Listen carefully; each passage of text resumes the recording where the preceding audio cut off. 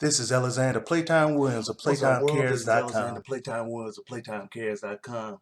I haven't been on the mix in a while, but you know what? I'm about to get my vlog on, start vlogging more to you guys because I know a lot of y'all like to just watch a video instead of actually reading all the stuff I type up. So, hey, save me some typing.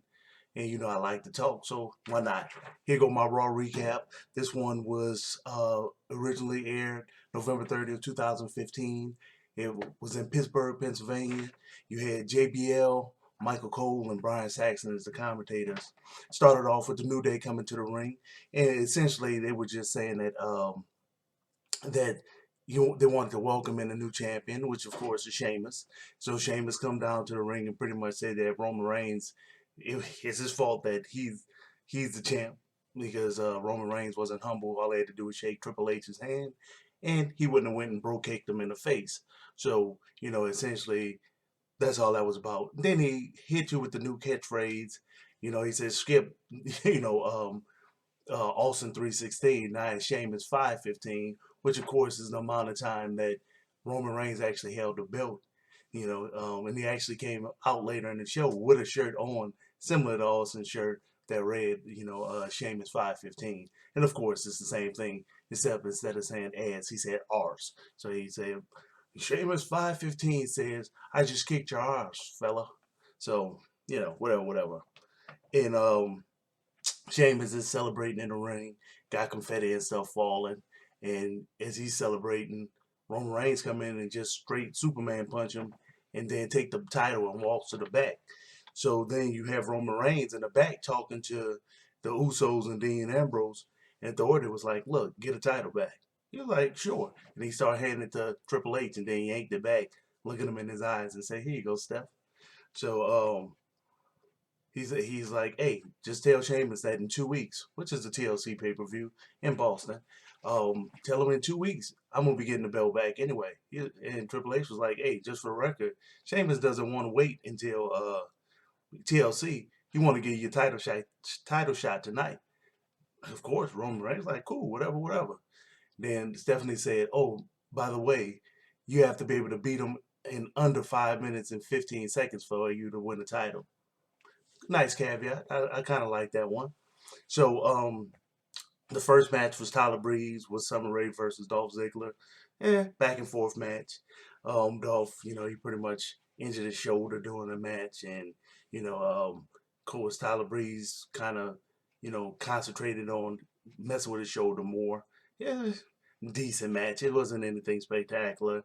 Um, Breeze went for a move and ran into a super kick, and you know Dolph Ziggler got the pin, so that was the end of that. Next, you had Miz TV, which today featured Rusev and Lana. Long story short, TMZ broke that Rusev and Lana were actually engaged in the middle of them doing their storyline on the show. So, the WWE had to scramble to actually make the storyline make sense. So, Miz kind of came on there, kind of hinted towards that. Rusev and Lana talk about they were in love and all that type of stuff. And, they was kissing, lovey-dovey. And Ryback came out, was like, look, man, I'm sick of this. Let's fight. Feed me some more. So, of course, the next match is Ryback versus Rusev with Lana on ringside. People still excited to see Lana when she came back, when she walked down to the ring and whatnot. And that's a back and forth match. And the match spilled out to the outside of the ring. Ryback kind of pushed Rusev into the steel steps. Lana was on the other side of the steel steps. The steel steps popped into her leg, knocked over. Referees counting them both out. Ryback gets in the ring. So Rusev was about to get in the ring, noticed that Lana was down. He went to check on her. Count out victory for Ryback.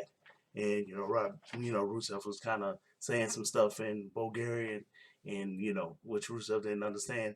But from the facial expressions, it was kind of like you meant to do this kind of dealio.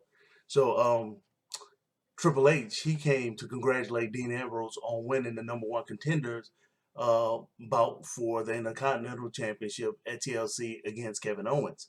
And he essentially told him, hey, I just want you to know that if Roman Reigns don't beat Sheamus tonight in under 5 minutes and 15 seconds, you lose your title shot as well, because I want Roman Reigns to realize his actions don't only affect him, it also affect his friends.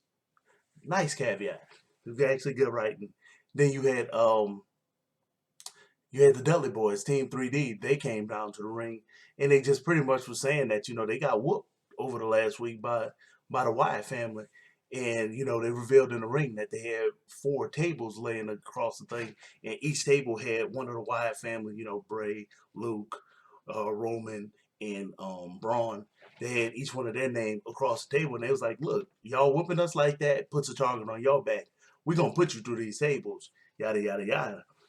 Well, the Wyatt family came out and was like, "Look, you want to match with us? It's all good. Let's roll. Let's do it." And the lights went off, and when it came back on, everybody except Bray Wyatt progressed to the ring. And the Dudley Boys like, "Look, y'all think that y'all just so smart. Hey, you think we don't have friends too? We got friends." Music hit coming from the crowd. ECW's own Tommy Dreamer actually comes with a can full of kendo sticks, a garbage can full of kendo sticks. He throws it in the ring. He gets in the ring.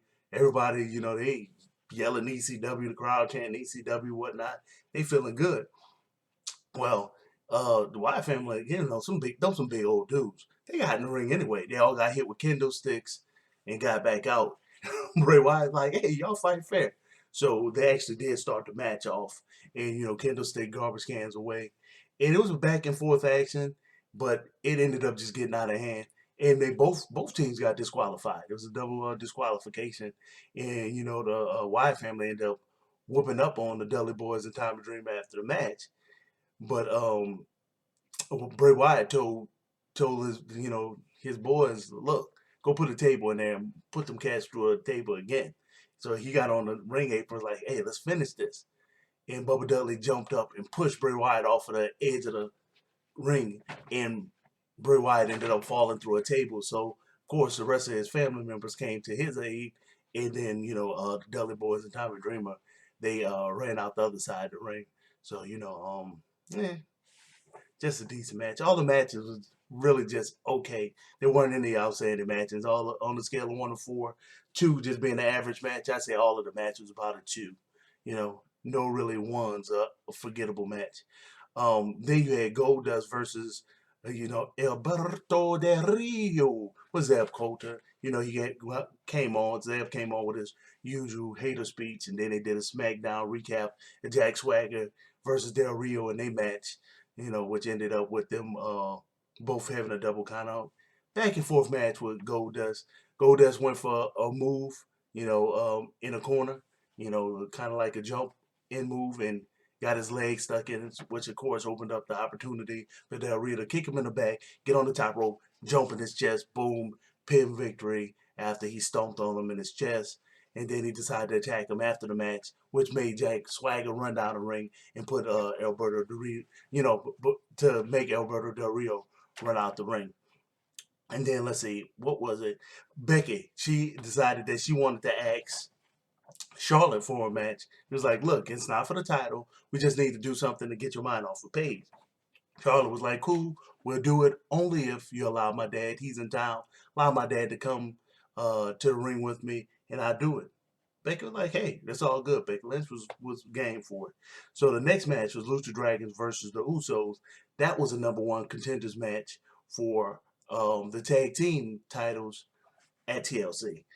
Of course, the New Day, who was the tag team champs, went down to the ring for commentary. Did a great job on commentary. Gave a lot of commentary like this. "Oh, Irish whip to the ring," and etc. They did a very good job. Very funny.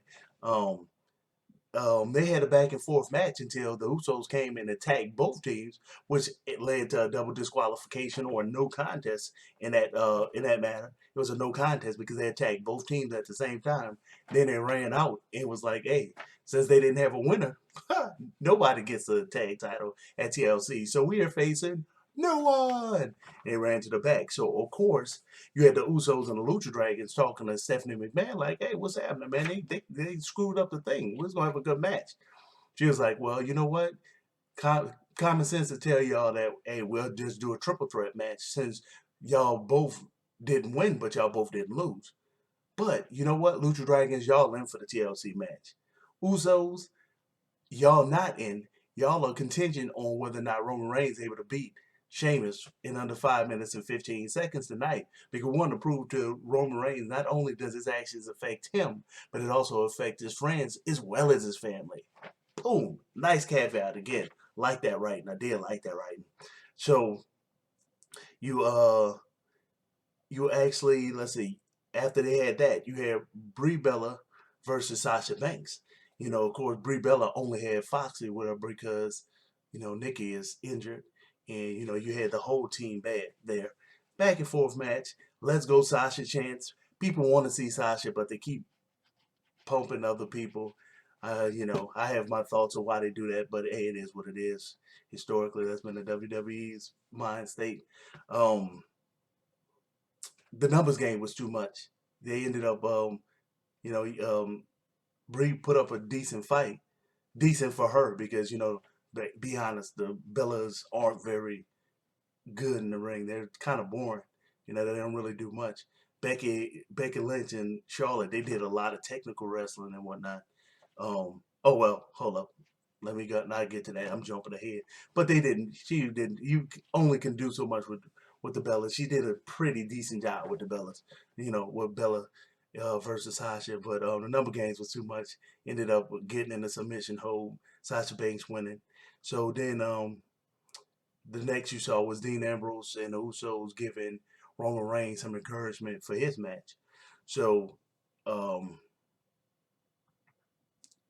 Roman Reigns versus Sheamus was up, and of course Roman Reigns came out blazing, just constantly trying to pin him, doing stuff, boom, boom, boom, boom, boom.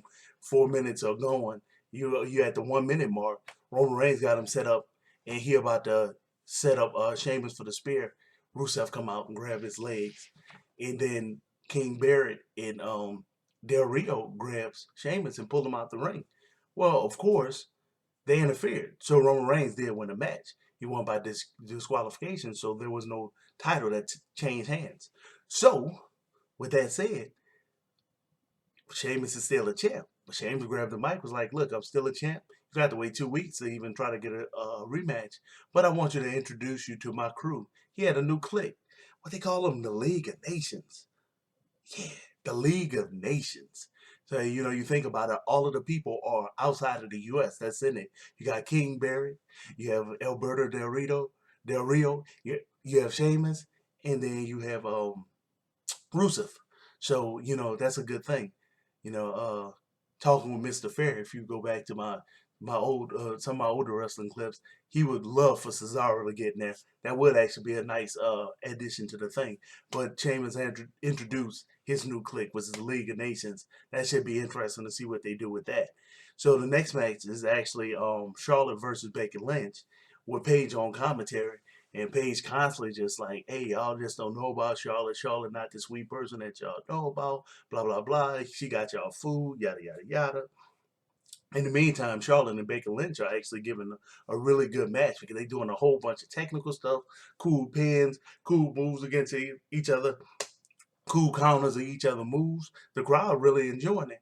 And you had you had Charlotte jump off the top rope and tweak her knee. So once that happened, of course, Becky Lynch is interested in what it is that she's, you know, her injured friend, and Ric Flair is ringside, like they promised, and Ric Flair jumps up on the ring. Becky goes to talk to Rick, like, oh, you know, sorry, you know, Mr. Flair. And Charlotte hops up and get her in a roll up pin, 1, 2, 3. And Becky is just shocked. She's like, wow, I don't believe this just happened. So Becky goes in the back and was like, look, what happened? Why you cheated? And, you know, Charlotte's like, no, I didn't cheat. You know, I'm trying to teach you. This isn't NXT anymore. This is the big leagues, man. You got, you know, this is tough love. I'm trying to show you what you have to do. You know, you got to survive here. We still girls, right? It's like, yeah. So he made her do the little pinky thing. And then, of course, Paige came over there and threw that venom in there. Hey, you know, it's kind of messed up. You know, I've been telling y'all that Charlotte's not that good of a chick. But, you know, hopefully y'all still friends. And then she just walk away. And then Adam Rose, he debuted his little deal.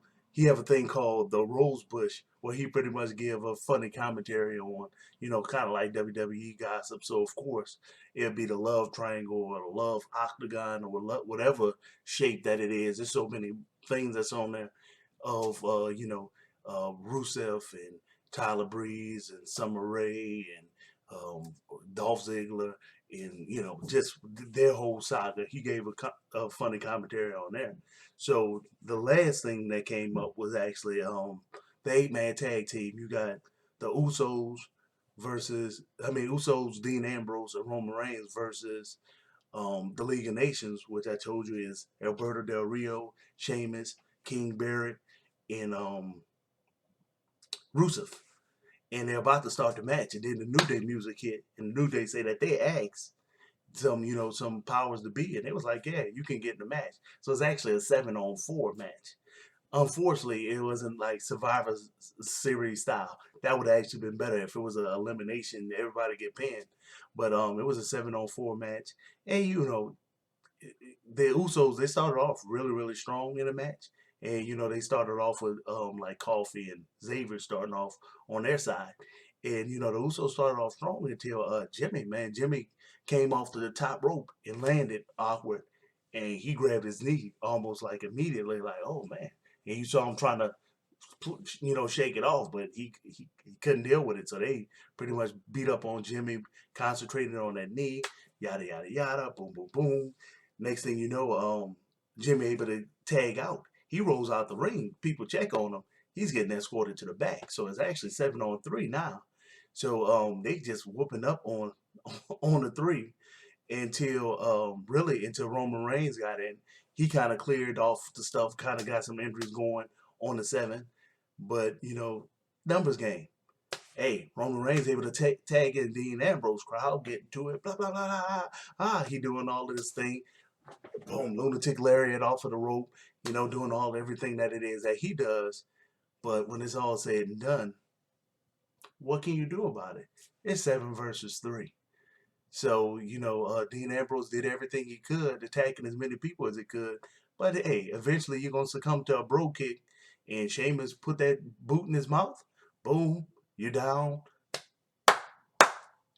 1, 2, 3. It's over. And then he beat up on him more after the match. So, I mean, overall, you got the TLC happening 2 weeks from now. I mean, they're trying to, just, get things happening with we're trying to get these pay-per-view exciting, but the Raw was just an average Raw. Nothing really spectacular happened, but I do like the introduction of the League of Nations. So, hey, thank you for listening. Playtime out.